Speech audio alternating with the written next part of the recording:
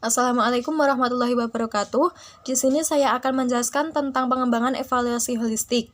Pendidikan holistik adalah pendidikan yang menghubungkan seluruh potensi peserta didik secara harmonis atau terpadu dan seimbang, meliputi potensi intelektual, emosional, fisik, sosial, estetik, dan spiritual.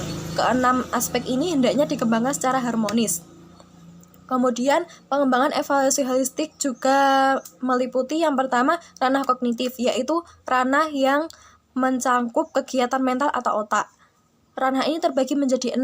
Yang pertama pengetahuan, yaitu kemampuan yang menuntut peserta didik untuk dapat mengenal, mengingat, memanggil kembali tentang adanya konsep, fakta, prinsip, ide, istilah, dan nama.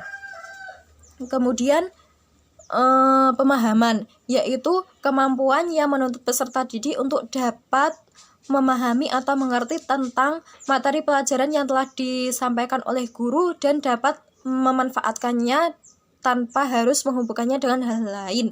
Pemahaman ini terbagi menjadi 3 tingkat. Yang pertama, tingkat terendah atau tingkat pertama, yaitu pemahaman terjemahan, mulai dari terjemahan dalam arti yang sebenarnya. Misalnya, mengartikan bahasa Inggris ke dalam bahasa Indonesia dan mengartikan Bhinneka Tunggal Ika.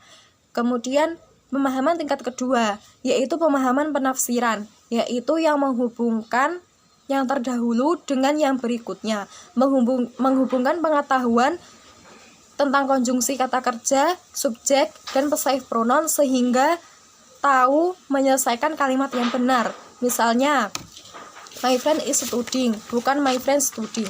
Kemudian yang terakhir, pemahaman tingkat tertinggi atau tingkat ketiga, yaitu pemahaman ekstrapolasi. Dengan ekstrapolasi, seseorang diharapkan mampu melihat di balik yang tertulis, dapat membuat ramalan tentang konsekuensi, atau dapat memperluas persepsi dalam arti waktu, dimensi, kasus, ataupun masalah.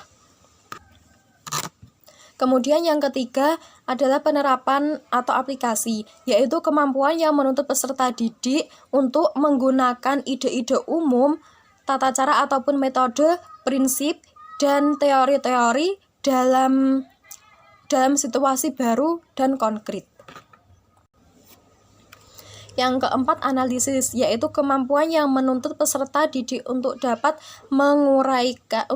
menguraikan suatu situasi atau keadaan tertentu ke dalam unsur-unsur atau komponen pembentuknya.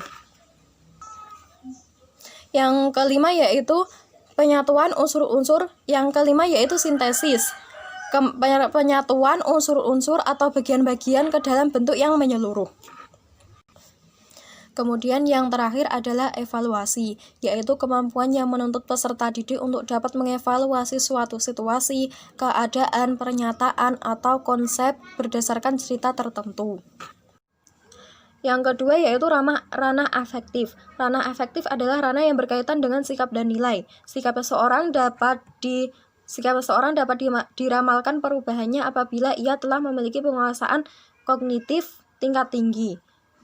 Ranah afektif ini terbagi menjadi 5. Yang pertama, penerimaan, yaitu kepekaan seseorang dalam menerima rangsangan atau stimulus dari luar terhadap dirinya berupa masalah, situasi, gejala, dan lain sebagainya. Yang kedua, jawaban, yaitu reaksi yang diberikan oleh seseorang terhadap stimulasi dari luar. Yang ketiga, penilaian. Nilai atau penghargaan artinya memberikan nilai atau penghargaan terhadap suatu kegiatan atau objek, sehingga apabila kegiatan tersebut tidak dikerjakan maka akan dirasa membawa kerugian atau penyesalan. Kemudian yang keempat adalah organisasi. Organisasi yaitu mencangkup kemampuan untuk membentuk suatu sistem nilai sebagai pedoman dan pegangan dalam kehidupan yang dinyatakan dalam pengembangan suatu perangkat nilai. Kemudian yang kelima adalah karakteristik nilai atau pembentukan pola hidup, yaitu mencangkup kemampuan untuk mencakup kemampuan untuk menghayati nilai-nilai dalam kehidupan sehari-hari sehingga dirinya dapat dijadikan sebagai pedoman yang nyata dan jelas dalam berbagai bidang kehidupan. Yang ketiga, ranah psikomotorik. Ranah psikomotorik yaitu ranah yang berkaitan dengan keterampilan atau skill atau kemampuan bertindak setelah seseorang menerima pengalaman belajar tertentu. Ranah psikomotorik ini terbagi menjadi 7. Yang pertama, persepsi, yaitu mencakup kemampuan untuk mengadakan diskriminasi yang tepat antara dua perangsang atau lebih berdasarkan perbedaan antara ciri-ciri fisik yang khas pada masing-masing rangsangan yang dinyatakan dengan adanya suatu reaksi yang menunjukkan kesadaran akan hadirnya rangsangan dan perbedaan antara rangsangan-rangsangan yang ada. Misalnya, siswa akan mampu membedakan antara bentuk angka 6 dan 9 yang ditulis di papan tulis. Kemudian yang kedua, kesiapan, yaitu mencakup kemampuan untuk menempatkan diri dalam keadaan akan memulai suatu gerak atau rangkaian gerakan yang dinyatakan dalam bentuk kesiapan jasmani dan mental. Misalnya, siswa akan mampu mengambil posisi tubuh yang tepat sebelum meninggalkan garis start dalam perlombaan lari cepat. Yang ketiga, gerakan terbimbing, yaitu mencakup kemampuan untuk melakukan suatu rangkaian gerak-gerik yang dinyatakan dengan menggerakkan anggota tubuh menurut contoh yang telah diberikan. Misalnya, siswa akan mampu menggambar lingkaran di atas kertas dengan menggunakan jangka sesuai dengan yang dicontohkan guru di papan tulis. Kemudian yang keempat, gerakan yang terbiasa, yaitu mencakup kemampuan untuk melakukan suatu rangkaian gerak-gerik secara lancar tanpa harus memperhatikan contoh yang telah diberikan. Misalnya, seorang siswa mampu meloncat dan menitipkan bola voli ke dalam net selama 10 menit dengan membuat kesalahan minimal 5 kali.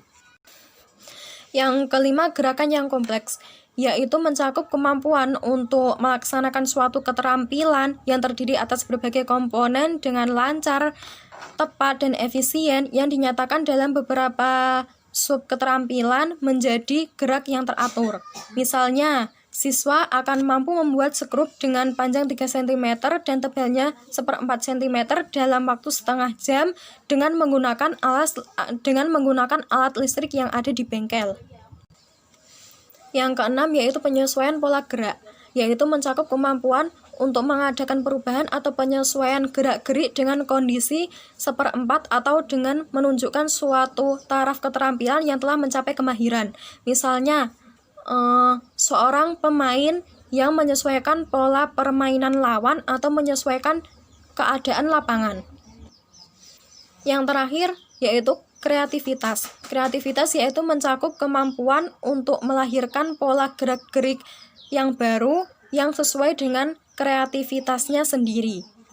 Sekian dari saya. Wassalamualaikum warahmatullahi wabarakatuh.